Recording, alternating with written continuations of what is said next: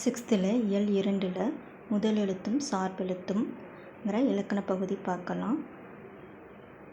5 வகை இலக்கணம் இருக்குது. அதில் ஃபஸ்ட்டு எழுத்திலக்கணம். எழுத்திலக்கணம் 2 வகைப்படும். ஒன்று முதல் எழுத்து, சார்பெழுத்து. முதல் எழுத்துக்கள் மொத்தம் 30 எழுத்துக்கள் இருக்குது. என்னெல்லாம்னா உயிரெழுத்துக்கள் 12, மெய்யெழுத்துக்கள் 18. இது ரெண்டும் சேர்ந்து 30 எழுத்துக்கள் இருக்குது. இதுதான் முதல் எழுத்துக்கள்ங்கும். பிற எழுத்துக்கள் தோன்றுவதற்கும் இயங்குவதற்கும் முதற்காரணமாக இவை இருக்கின்றன. எனவே இவற்றை முதல் எழுத்துக்கள் என்பர். சார்பெழுத்துக்கள். சார்பெழுத்துக்கள். முதல் எழுத்துக்களை சார்ந்து வரும் எழுத்துக்கள் சார்பெழுத்துக்கள் எனப்படும். இவை 10 வகைப்படும். அது என்னென்னா உயிர்மெய், ஆயுதம், உயிரளபடை, ஒற்றளபடை, குற்றிய லிகரம், குற்றிய லுகரம், ஐகார குறுக்கம், ஔகார குறுக்கம், மகர குறுக்கம், ஆயுத குறுக்கம். இப்போது நம்ம இந்த லெசனில் உயிர்மெய், சார்பெழுத்தில் உயிர்மெயும் ஆயுதம் மட்டும் பார்ப்போம். ஃபஸ்ட்டு உயிர்மெய். மெய்யெழுத்துக்களும் உயிரெழுத்துக்களும் ஒன்றுடன் ஒன்று சேர்வதால் உயிர்மெய் எழுத்துக்கள் தோன்றுகின்றன. உயிர்மெய்னா என்னது? உயிரும் மெய்யும் சேரும்போது தான் எனது உயிர்மெய் எழுத்துக்கள் கிடைக்கிறது. அதில் ஒளி வடிவம் மெய்யும் உயிரும் சேர்ந்ததாக இருக்கும். வரி வடிவம் மெய்யெழுத்தை ஒத்திருக்கும். ஒலிக்கும் கால அளவு உயிரெழுத்தை ஒத்திருக்கும். முதல் எழுத்துக்களை சார்ந்து வருவதால் இச்சார்பெழுத்து வகையுள் அடங்கும். நெக்ஸ்ட்டு ஆயுதம். 3 புள்ளிகளை உடைய தனித்த வடிவம் பெற்றது. முப்புள்ளி, முப்பாற்புள்ளி, தனிநிலை, அக்கேனம் என்ற வேறு பெயர்களும் இதற்கு உண்டு. நுட்பமான ஒலிப்பு முறையை உடையது. தனக்கு முன் ஒரு குறில் எழுத்தையும் தனக்கு பின் வல்லின உயிர்மெய் எழுத்தையும் பெற்று சொல்லில் இடையில் மட்டுமே வரும்.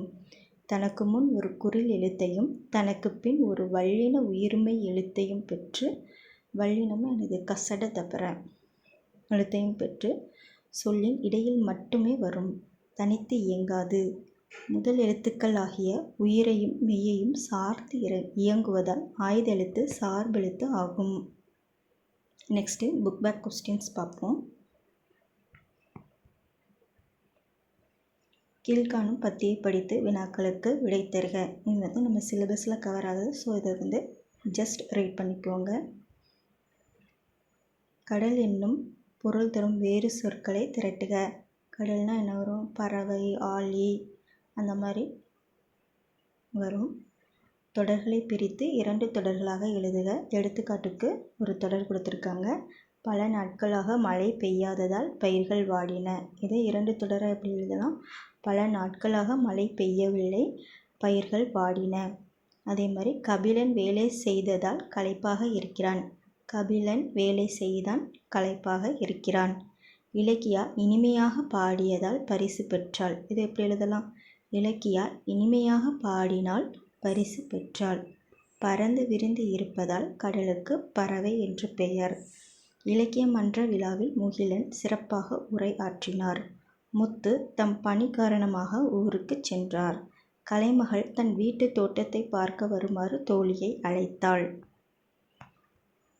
புல் என்பதன் வேறு பெயர் பறவை. பறவைகள் இடம்பெயர்தல், வலசை போதல்.